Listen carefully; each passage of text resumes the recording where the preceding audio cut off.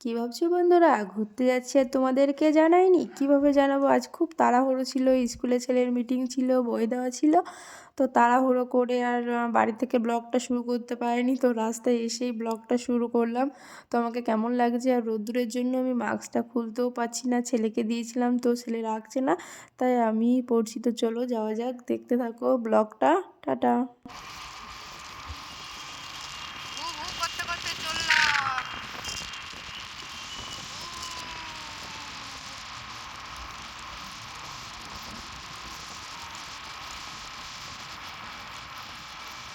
এই জায়গার না গাছগুলো না খুব সুন্দর লাগছে, জানো?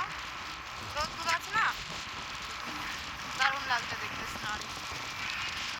একটু দাঁড়ালাম, তো এখানে দেখো পরিবেশটা কত সুন্দর, ভিউটা জাস্ট অসাধারণ।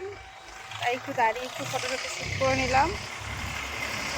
তো এখন আবার বেরোবো। টাটা।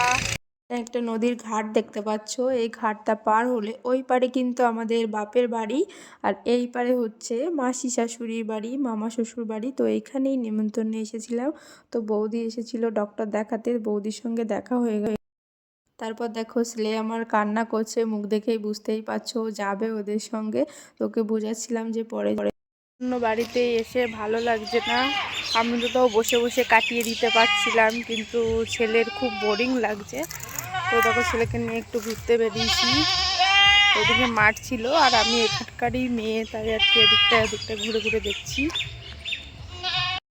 তো এটা কিন্তু বড় একটা মাঠ, এখানে কিন্তু প্রচুর লোকজন এখানে তাস খেলছে। দেখো দলে দলে সব বিকালবেলায় বয়স্করা বসে পড়েছে, আর এই দেখো আমার ছেলে এখানে দাঁড়িয়ে দাঁড়িয়ে চিপস খাচ্ছে। তো এই মাঠের ওই কোনায় যে বাড়িটা, এদিকে একটা রাস্তা, এদিকে একটা রাস্তা। ফাইনালি কমেন্ট করে জানিও জায়গাটা কেমন লাগলো, ভিডিওটা কেমন লাগলো। টাটা।